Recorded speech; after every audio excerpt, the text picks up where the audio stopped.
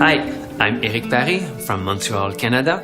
I'm a photographer working mostly with light painting, bullet time, and stop motion techniques.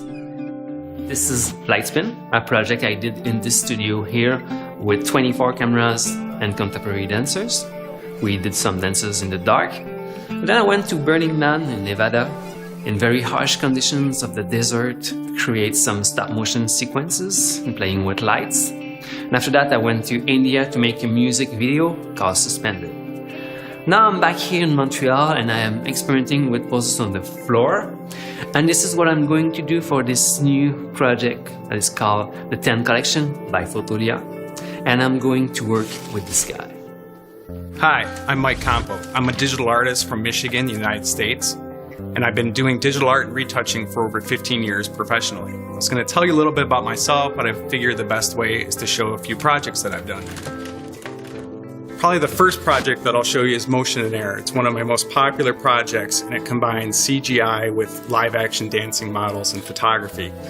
The second project that I worked on was in collaboration with another photographer. It was called Future of Sports. And that combined photography done in studio with live action sports doing motion and combining with my CGI futuristic worlds. And finally, the last project I want to talk about was a lot of fun because I did the whole project from beginning to end, from photography to CGI to post-production. But today I'm here to talk about Collection 10 from Fotolia, and I'm going to be working with an awesome photographer, Eric Paré, and him and I are going to be combining our skills to create some awesome images that I hope you guys are looking forward to seeing.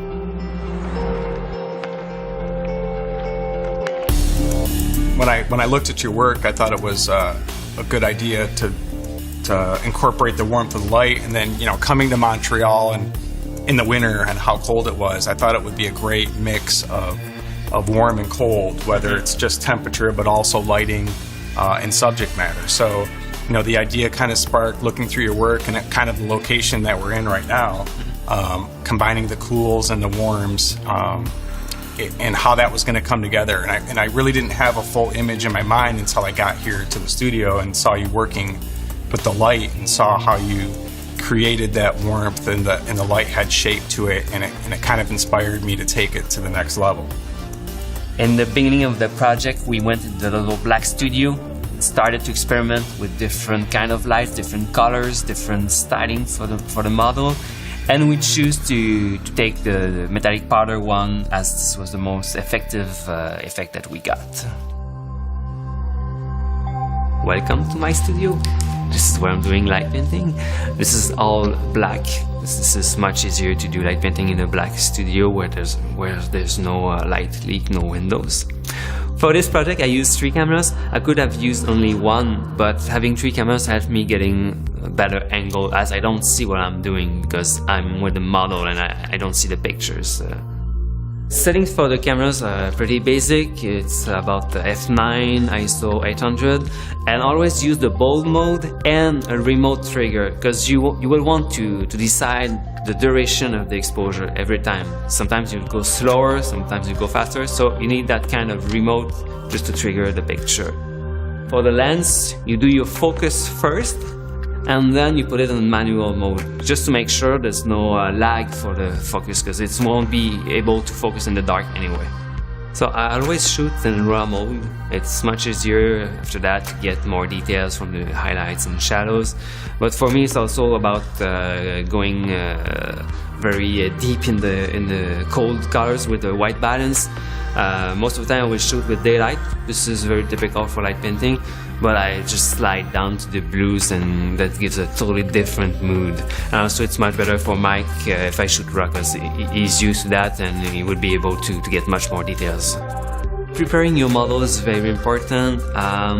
One of the key phrases I'm using is that everything is in the breathing. We really have to be in sync to make sure the model doesn't move during the exposure.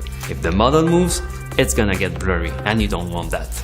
To do light painting, you need a flashlight or any source of light. In my case, I use a very powerful flashlight, it's 300 lumens, and I'm using some metallic sheets of paper. So this one here is very light, and you can see through the paper. So I'm using it around the model.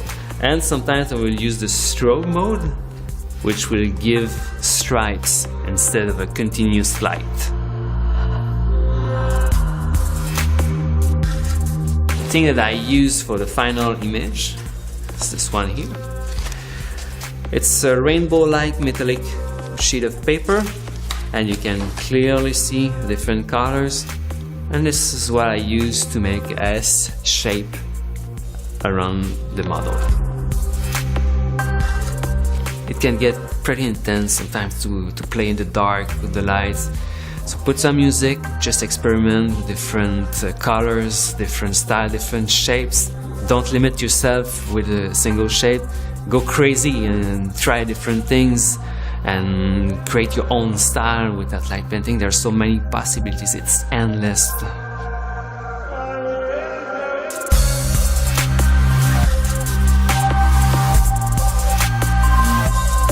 I usually keep the post-processing very simple. I work with the raw files, so we'll play with the white balance, some curves, and just basic levels. But for this project, I will just keep all my little cleanup layers and give that to Mike so he can continue from that file.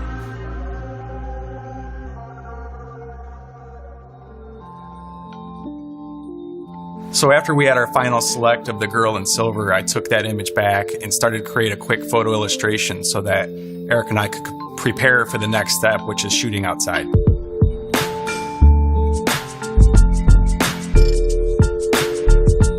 We're on top of Mont Royal and it's very cold, it's minus 70 degrees Celsius, and we're here to shoot the background image for the final creation.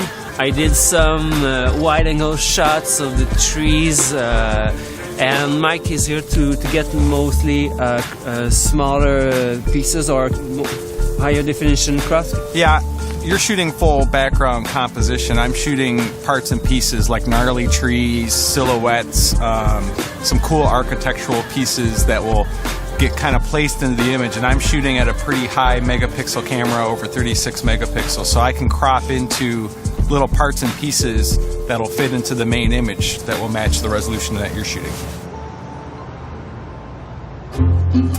So when I got the final image from Eric, I took that into Photoshop and had to isolate it. I have to use the path tool in this case just to get a clean outline of the girl to get started. And then I'll go in with channels and start to isolate hairs and little details on edges to get a perfect mask for the girl. And that's kind of the starting point for this project.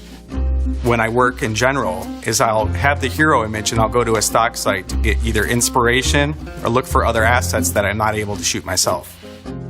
I'm really looking at light and shadow and making sure that the shadows and the lights are coming from the same places, because nothing gives away a composite more than the shadows not matching or lining up, or the same light quality in the object compared to the background. That's a dead giveaway that it's a strip, and I try to keep all my images to look believable as one shot.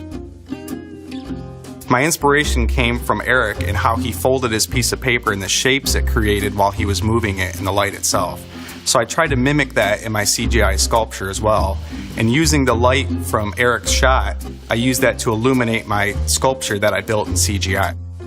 So when working on the CGI project, I'm using Luxology Modo. It's a 3D software package that I love because it does high-resolution renderings pretty fast, and it has a nice rendering engine. So when I was using Modo, I was building an object in the shape of Eric's light. So to do that, I would create a polygon and then create a curved line that kind of mimics the shape and the style of Eric's light painting. And then I take that polygon and I extrude it along that path. Then after it's extruded, I will take key points in that object and start to scale it, rotate it, and blend it a little bit so that it's not a consistent shape. Because when you curve extrude, it's going to make it consistently the same shape from beginning to end. So I try to add a little bit of character, some bends, some folds into it until I get it to where I like it, and then I set up the lighting and rendering. So the final portion of the CGI is setting up the lighting and getting it ready to render into Photoshop. So what I did was I created illuminant shapes that mimicked Eric's light painting and put them in the scene and then hid them from the camera so you couldn't see the light, but it caused the reflections and the lighting on the model just as if it was there in the studio while Eric was shooting. So once I had that set up, and then I set up a render with different layers, and what I will do is a shadow pass, a reflection pass, a diffuse pass, and then alpha passes for different segments of the object. And the reason I do these is I can bring them into Photoshop and control the lighting and shadow on the object after it's rendered, so I don't have to go back to the 3D program to get different quality render at the end. When I'm compositing objects together in backgrounds, it's really important to keep in mind where these objects have contact points and where they interact with each other, because how light bounces off of objects nearby or casts shadows from one object to the other. So one trick to get this technique is to take an eyedropper and sample a color from an object nearby or behind your hero object, and then use that color to either brush in on the edges or where it would influence on a soft light or an overlay layer. And you kind of play with the opacity to get the look that you want and to make sure it blends in nicely. So now that I have all my images composited and they all look believable, the image usually has kind of a hyper-real color quality to it. So this is when I get into the final color grading of the image. So one of the tricks that I have to finish my images is using a plugin called Topaz Adjust. I've over the past few months been playing with it and honing a certain style and settings within Topaz to create the look I want. So as a CGI artist, it's really important to understand the idea of light and shadow and how to use it. And the best way is to go to a photo studio or watch a photographer work. You know, I first want to say thanks for Fotolia for bringing me to Montreal to work with Eric. It was an awesome experience. I learned a lot about light painting. I've always kind of seen it and was interested in it, so it was a great experience. Yeah, thank you, Mike. Thank you, Fotolia. This is something I wanted to experiment since a long time, to bring some graphic element to my pictures, because it's always dark around my light. It was interesting to see how Mike filled the empty spaces of my pictures with stock photos and CGI elements.